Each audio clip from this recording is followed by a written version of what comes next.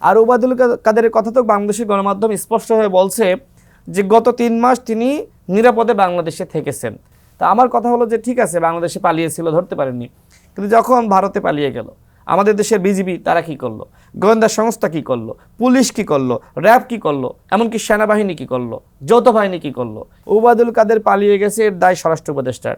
আমরা মনে করি ওবায়দুল কাদের পালিয়ে গেছে এর দায় স্বরাষ্ট্র উপদেষ্টাকে নিয়ে তাকে ওই ক্ষমতার চেয়ার থেকে সরে যেতে হবে। আমরা তার পদত্যাগ দাবি করছি। ওবায়দুল কাদের পালিয়ে যাচ্ছে, এক্ষেত্রে কি আসিফ, নাহিদ, মাহফুজ আলম তাকে কি দায় নিতে হবে না? ওবায়দুল কাদের আপনার গত 8 নভেম্বর পর্যন্ত বাংলাদেশে অবস্থান করেছেন এবং মানবজমিন যে তথ্য দিচ্ছে সেখানে তারা স্পষ্টভাবে উল্লেখ করেছে যে তিনি অত্যন্ত নিরাপদে ছিলেন, অত্যন্ত আরামে ছিলেন। এই শব্দগুলো কিন্তু সেখানে উল্লেখ করা হয়েছে। আয়েশে ছিলেন, এই কথাগুলো। তিনি কোথায় ছিলেন? আমরা শুনেছিলাম যে সেনা হেফাজতে 626 জন আশ্রয় নিয়েছিল। আমরা মাননীয় প্রধান উপদেষ্টাকে বারবার জিজ্ঞেস করেছি, বারবার মিডিয়ার মাধ্যমে আমরা আমাদের বক্তব্য দিয়েছি, সেই 626 জনের তালিকা প্রকাশ করেন, কিন্তু এখনও পর্যন্ত সেই তালিকা তারা প্রকাশ করেনি। আমার সন্দেহ লাগছে যে আসলে ওই তালিকার মধ্যে ওবায়দুল কাদের ছিল এবং আসাদুজ্জামান খান কামাল থেকে শুরু করে হাসান মাহমুদ, আরাফাত গং, জাহাঙ্গীর কবির নানক, আপনার হানিফ, তারপরে আপনার এরকম যারা ছিল আওয়ামী লীগের হাইকমান্ড, প্রত্যেকেই সেখানে ছিল বলে আমরা বিভিন্ন মাধ্যমে জেনেছি বা শুনতে পেরেছি। আমার কথা হলো সেই মানুষগুলো কিভাবে পালিয়ে গেল? আর ওবায়দুল কাদেরের কথা তো বাংলাদেশের গণমাধ্যম স্পষ্ট হয়ে বলছে যে গত 3 মাস তিনি নিরাপদে বাংলাদেশে থেকেছেন। তা আমার কথা হলো যে ঠিক আছে, বাংলাদেশে পালিয়েছিল, ধরতে পারেননি, কিন্তু যখন ভারতে পালিয়ে গেল, আমাদের দেশের বিজিবি তারা কি করলো, গোয়েন্দা সংস্থা কি করলো, পুলিশ কি করলো, র্যাব কি করলো, এমনকি সেনাবাহিনী কি করলো, যৌথ বাহিনী কি করলো? এই যে যৌথ বাহিনী গঠন করা হয়েছে সেখানে তো সেনাবাহিনীও আছে। তার মানে কি? তার মানে দায় কিন্তু সবাইকে নিতে হচ্ছে। এই কথাগুলো আমাদেরকে স্পষ্ট হয়ে বলতে হবে। স্বরাষ্ট্র উপদেষ্টা তিনি বলেছেন যে আমরা জানতাম না ওবায়দুল কাদের যে বাংলাদেশে আছে। তাহলে আপনি জানতেন ওবায়দুল কাদের আপনার পালিয়ে গেছে? আপনি জানতেন তো? তো কোথায় পালিয়ে গেল? ভারতে? ভারতের সাথে আপনার কি কথা হয়েছে আমরা জানতে চাই। আপনি ভারত সরকারকে কি বার্তা দিয়েছেন যে ওবায়দুল কাদের থেকে শুরু করে হাসিনা বা যারা পালিয়ে গেছে তাদেরকে আমরা ফিরিয়ে আনতে চাই? আমরা তো শুনি না এই কথাগুলো এখনও পর্যন্ত। স্বরাষ্ট্র উপদেষ্টা এমন একজন ব্যক্তিকে বসানো হয়েছে, তিনি আসলে ঠিক মতন গুছিয়ে যেভাবে কথা বলতে হবে বা যেভাবে ভূমিকা রাখা দরকার, কি কি পদক্ষেপ নিচ্ছেন জনগণের কাছে স্পষ্টভাবে তুলে ধরতে হবে, আমরা তার কাছ থেকে এই ধরনের কোনো কথাবার্তা শুনি না। তিনি মাঝে মাঝে ম্যানম্যান করেন মানুষের সামনে এসে।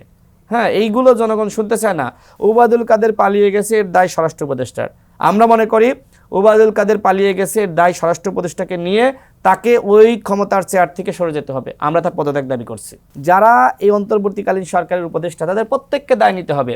ওবায়দুল কাদের পালিয়ে যাচ্ছে, এক্ষেত্রে কি আসিফ, নাহিদ, মাহফুজ আলম তাকে কি দায় নিতে হবে না?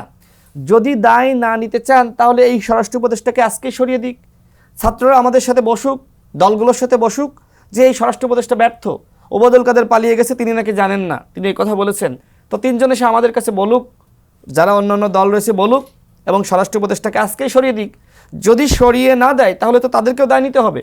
এবং আমি এই প্রশ্ন করছি, এই যে একমাত্র আসিফ নজরুল ব্যতীত অন্যান্য উপদেষ্টারা এইখানে নিয়োগ পেয়েছেন কিভাবে, কোন প্রক্রিয়া, আমি জানতে চাই। একমাত্র প্রধান উপদেষ্টার বিষয়ে আমরা দেখেছি যে আসিফ, নাহিদ সহ তারা কয়েকজন একসাথে লাইভ করেছিল যে আমরা অন্তর্বর্তীকালীন সরকারের প্রধান হিসেবে আমরা ডক্টর ইউনূসের নাম প্রস্তাব করছি। সবাই কিন্তু সাদরে গ্রহণ করেছিল এবং দলগুলোর পক্ষ থেকে বিভিন্নভাবে চিন্তা ভাবনা চলছিল যে কে প্রধান হলে ভালো হয়। সবাই কিন্তু ডক্টর ইউনূসকে কেন্দ্র করে চিন্তা ছিল। কিন্তু বাকি যারা আসলেন কিভাবে আসলেন? ডক্টর আসিফ নজরুল স্যার তো তিনি সবসময় আন্দোলন সংগ্রামে ছাত্রদের সাথে ছিলেন, কিন্তু বাকি কেউ তো আসলে ছাত্রদের সাথে ছিলেন না, আন্দোলনে ছিলেন না। গত 15 বছরে এই উপদেষ্টা যারা হয়েছে তাদের ভূমিকা কি?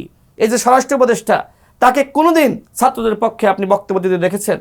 এই যে অন্যান্য উপদেষ্টা হয়েছে তারা কে কোথায় ছিল? 2-1 হয়তো 2-1টা কথা বলতে পারে, কিন্তু যেভাবে ভূমিকা রাখার কারণে বিপ্লবী সরকারের উপদেষ্টা হওয়ার যোগ্য হওয়া যায়, সেই যোগ্যতা কি তাদের আছে?